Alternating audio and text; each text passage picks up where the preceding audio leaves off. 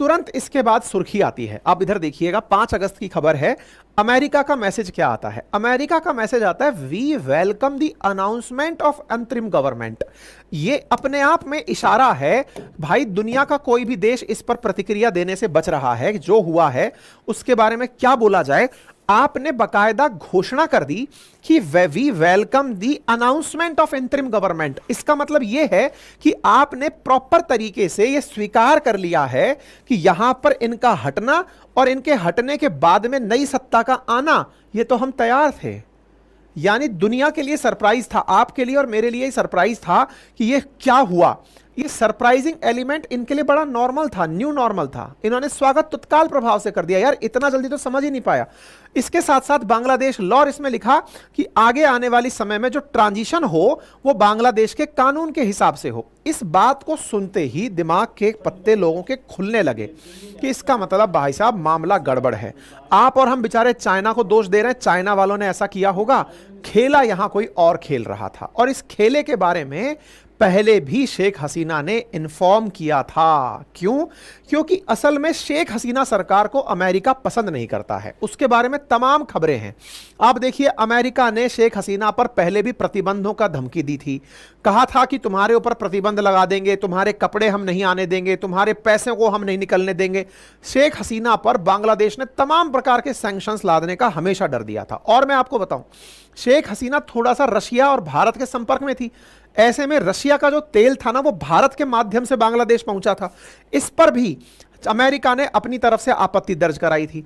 ऐसे में रूस ने ये क्लेम किया था, जब चुनाव होने वाले थे इनके, शेख हसीना के, उस समय पर रशिया ने कहा था कि इन चुनावों को अमेरिका प्रभावित कर सकता है। अमेरिका प्रभावित कर सकता है। शेख हसीना ने समझदारी दिखाते हुए क्या किया? खालिदा जिया को जेल में टिका दिया। मतलब एक तरह से कहिए कि वो प्रोटेस्ट करती रही, उठा करके उठा दिया, चलो तुम हटो।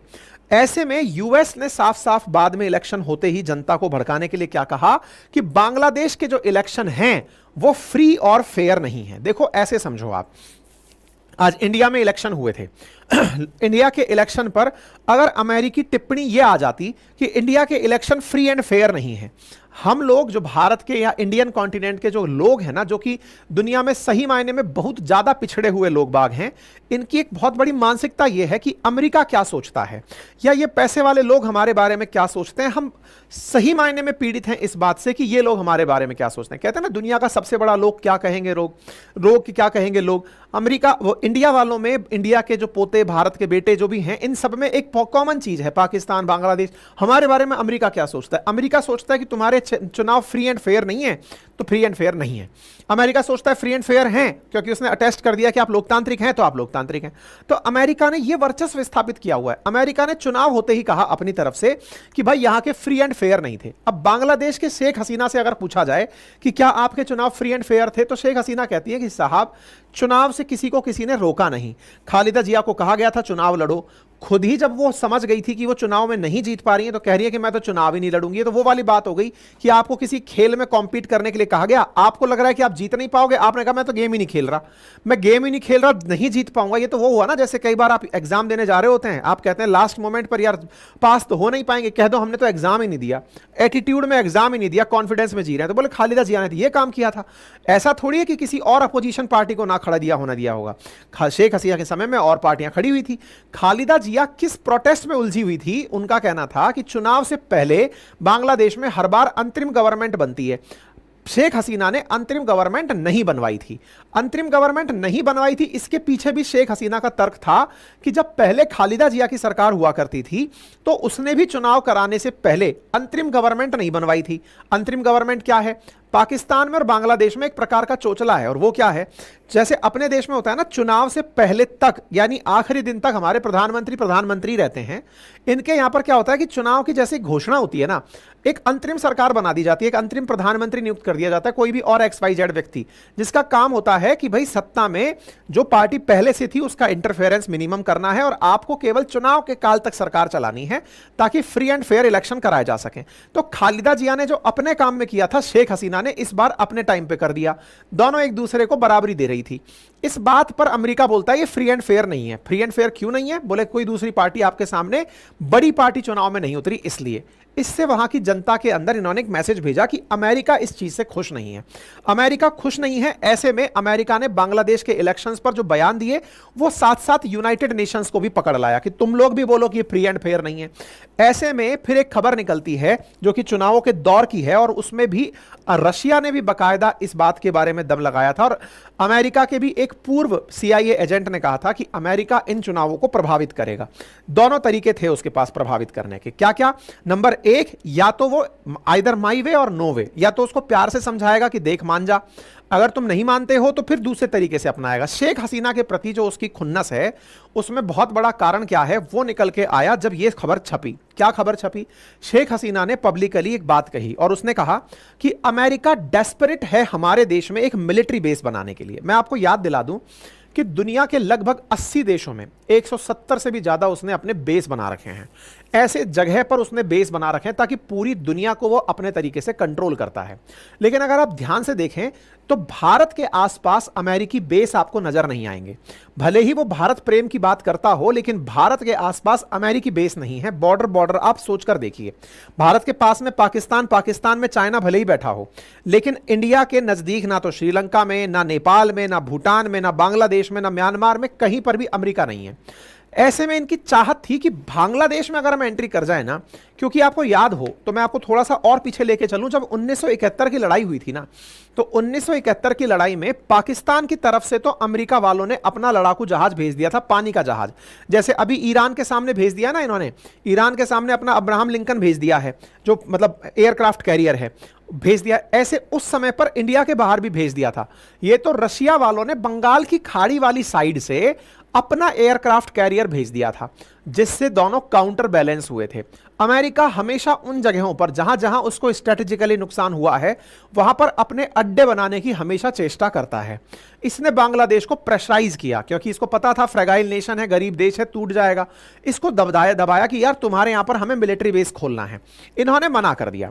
तो ऐसे में बांग्लादेश की प्रधानमंत्री खुद कह रही हैं कि अमेरिका ने हमें धमकी दी कि अगर तुम मिलिट्री बेस नहीं बनाने दोगे हमें तो तुम्हारे और म्यांमार में से निकालकर हम एक नया देश बना देंगे, जैसे ईस्ट तैमूर में हमने किया है वैसा कर देंगे। यह खबर बड़ी वायरल खबर हुई थी, इस पर हमने सेशन किया था। हमने बताया था कि बांग्लादेश को नया तोड़ करके नया देश बनाने की चाहत रखता है अमेरिका। इस पर मैंने 2 महीने पहले सेशन किया था, समय मिले तो देख लेना, अंकित इंस्पायर इंडिया पर डला हुआ है। इसका मतलब यह हुआ कि अमेरिका ना तो रूस के तेल से खुश था जो बांग्लादेश को मिल रहा था वाया भारत, और भारत को कंट्रोल करने के लिए, भारत का वो कितना भी बड़ा मित्र क्यों ना हो लेकिन वो मित्रों को ही कंट्रोल करता है। नाटो नाम की उसने भले ही पूरी टीम बना रखी हो लेकिन उन नाटो की टीम को ही वो कंट्रोल करने के लिए जाना जाता है। वो किसी ना किसी प्रकार से पकड़ के चलता है। ऐसे में इसने अपनी तरफ से साफ साफ कह दिया कि बांग्लादेश को तोड़कर हम नया देश बनाएंगे और कार्व आउट करने के लिए कि भाई ये चीजें हम निकाल करके इसको बनाएंगे। अब ये चीज बड़ी खबर है। अब जब ये बड़ी खबर है तो शेख हसीना ने इसके बारे में मई में ही खबर दे दी थी कि मेरे साथ में धमकीबाजी चल रही है, बहुत सारे वेस्टर्न नेशंस मेरे ऊपर प्रेशर डाल रहे हैं और कहा जा रहा है कि ऐसा काम कर दिया जाएगा। इस पर शेख हसीना ने पर्टिकुलरली अमेरिका का नाम तो नहीं लिया था। उसने कहा, शेख हसीना ने कहा था कि did not name the nationality of that white man. White man के बारे में उन्होंने कहा a white man offered her a hassle-free re-election in 7 January poll provided she allowed a foreign country to establish an air base in Bangladesh territory। तुम्हारे यहां पर हम चुनाव आसानी से हो जाने देंगे यदि तुम हमें यहां पर एक एयर बेस बनाने देती हो। अब चूंकि इन्होंने एयर बेस बनाने की परमिशन नहीं दी, ऐसे में अमेरिका के द्वारा यहां पर प्रोटेस्ट को शुरुआत दे दी गई। आप में से बहुत सारे लोगों, जो इनोसेंट लोग हैं ना, वो कहेंगे सर कुछ भी मतलब कुछ भी कॉन्स्पिरेसी चल रही है क्या। मैं केवल आपसे एक छोटा सा सवाल पूछ लेता हूं। आज आपको अगर यह कहा जाए कि जाइए और मैदान में खड़े हो जाइए, गोली खाइए, एक बार के लिए आपके हित टकराएंगे तो आप संभवतः चले भी जाएंगे कि नहीं साहब मैं राष्ट्र प्रेमी हूं। आपके पास गन कहां से आ जाएगी, आपके पास वेपन्स कहां से आ जाएंगे, आपके पास इतनी बड़ी भीड़ को मोबिलाइज करने का पैसा कहां से आ जाएगा। आज अगर आप एक दिन के लिए भी बाहर निकलते हैं तो भी प्रति व्यक्ति अगर बाहर निकले 2 टाइम भोजन करे और जरूरत भर का ट्रांसपोर्ट करे तो 1000 रुपया खर्च होता है। इतनी बड़ी भीड़ मोबिलाइज हो रही है, उनका नाश्ता पानी, उनका मूवमेंट, उनके लिए संचार सुविधाएं, उनके लिए ट्रैवलिंग अलाउंसेस, उनको प्रोटेस्ट करने के लिए सामान, ये सब कोई घर से थोड़ी दे देगा। आप 1000 लोगों को इकट्ठा करके नाश्ता नहीं करा सकते, अगर सही मायने में अगर आप मध्यम वर्गीय हैं। लेकिन इतनी बड़ी भीड़ को मोबिलाइज कर रहे हो तो फंड मूव होता है, और वो फंड मूव कराने के लिए जो पाकिस्तान में, सोचो, इमरान खान के सांसदों को खरीद के शहबाज शरीफ की सरकार बना दी पूरे टाइम। आप सोचो कितना दोगलापन है अमेरिका का। बांग्लादेश में तो कह रहा है कि फ्री एंड फेयर इलेक्शन नहीं हुए, वहीं पाकिस्तान के बारे में देखो 1% मुंह नहीं खोल रहा है। अमेरिका की दोगलापंती अगर आप समझें तो इस गहराई को समझ पाएंगे। अमेरिका ने बांग्लादेश, पाकिस्तान में क्या किया? इमरान खान जेल में डले हैं, एक बार भी अमेरिका का बयान आया कि फ्री एंड फेयर इलेक्शन नहीं है, हैं? वो बोलता है कि रिज्ड हैं इलेक्शंस, लेकिन शहबाज शरीफ को वेलकम करता है, उनकी सरकार को कोई दिक्कत नहीं करता है, आईएमएफ के थ्रू लोन दिलाता है। साफ साफ दिख रहा है कि किस प्रकार से पाकिस्तान की सत्ता बदली गई। इमरान खान की पार्टी की वैलिडिटी खत्म करा दी गई कि भाई चुनाव चिन्ह ही मत दो तो चुनाव कैसे लड़ेगा। इमरान खान जेल में ही बस डमरू बजा रहे हैं। तो शेख हसीना का वही हाल करने की तैयारी में थे ये, कि शेख हसीना को खत्म कर देंगे, या तो तुम मिलिट्री। इनको जब अपने, मतलब अमेरिका को जब अपने हित चाहिए होते हैं तो वो किस हद तक चला जाता है, उसका जीवंत उदाहरण है ये।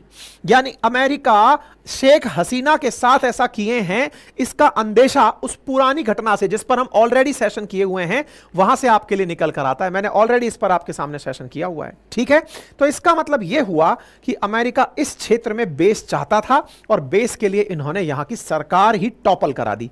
अब बड़ा सवाल बनता है कि सर इसका और कोई प्रमाण है कि ऐसा हुआ होगा, कोई फोन आया या कुछ आया?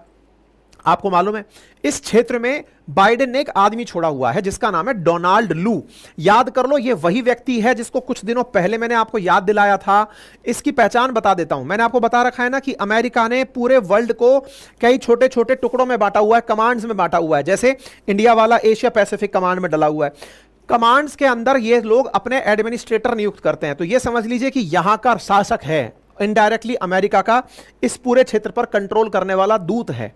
यह क्या करता है, इन क्षेत्रों में घूम घूम कर भारत, बांग्लादेश, पाकिस्तान, श्रीलंका, मालदीव, इन सब की रिपोर्टिंग अमेरिका को देता है और अमेरिकी आदेशों की पालना कराता है।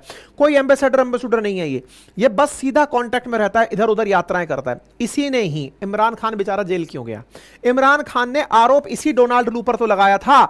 इसी का ही तो वो साइफर था जो लीक कर दिया था इमरान खान ने। यह कहा था कि डोनाल्ड लू ने मेरी सरकार गिरा दी। डोनाल्ड लू ही था वो व्यक्ति जो शहबाज शरीफ को इंस्ट्रक्शन दिया था कि हां भाई सरकार गिराओ इस आदमी की। इमरान खान की सरकार गिराने वाला यही व्यक्ति था। यही वो व्यक्ति था जो कि मई के दौरान यहां पर पहुंचा था।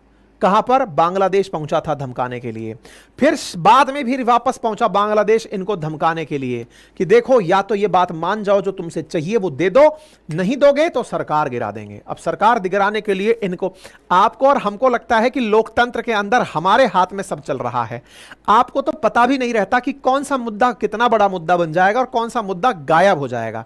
हमारे देश में बहुत सारी दुर्घटनाएं प्रतिदिन प्रति घंटे हो रही होती हैं। कोई घटना तो पूरे टाइम सुर्खी बनी होती है और कई बड़ी बड़ी घटनाएं एक 5 मिनट का अटेंशन नहीं पाती कि उसके ऊपर कोई खबर भी आ जाए या उसके ऊपर कोई मसला भी हो जाए। खबर को बड़ा बनाने का जो प्रक्रम है वो पैसे से चलता है। पैसे से ही वो खबर बड़े बड़े मीडिया हाउसेस में, बड़े बड़े लॉयर्स के पास, कोर्ट्स के पास, राजनेताओं के पास घूमती हैं, जैसा आप फिल्मों में देखते हैं। लू ने यही खेला खेला बांग्लादेश के अंदर। बांग्लादेश में इस प्रकार से इस घटना को इतना बड़ा बनाया गया कि सत्ता परिवर्तन होने तक पहुंच गया। यह बात किसी से छिपी नहीं है कि अमेरिका के हित जितने हावी होते हैं वो उस देश के साथ उतना बुरा कर सकता है। और इसका प्रमाण किससे निकला?